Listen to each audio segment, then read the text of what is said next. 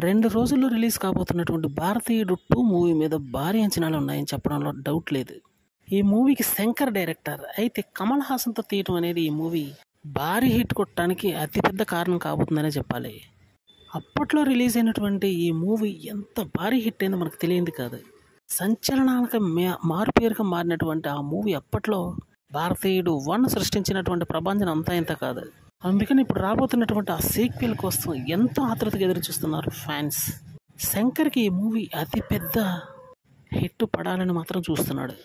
ఎందుకంటే 'రోబో 2' ఒక డిజాస్టర్ అయిన కారణంగా ఈ మూవీతో మళ్ళీ తనను మరోసారి నిరూపించుకోవాలనుకుంటున్నాడు. అతని యొక్క డైరెక్షన్ స్కిల్స్ ఏ విధంగా ఉంటాయో మనకు తెలియదు కదా. కాకపోతే కరెక్ట్గా తనకి ఎందుకు అవకాశం రాలేదనే చెప్పాలి. అయితే ఇప్పుడు వచ్చినటువంటి ఈ అడ్వాంటేజ్ని మామూలుగా ఉపయోగించుకోబోవట్లేదు. సినిమా మాత్రం సంచలన విజయం సాధించే అవకాశాలు మెండుగా ఉన్నాయని చెప్పాలి. శంకర్ యొక్క క్రియేటివిటీకి కొలమానం లేదనే చెప్పాలి. ఎందుకంటే ఇది ఆషామాషి డైరెక్టర్ కాదు.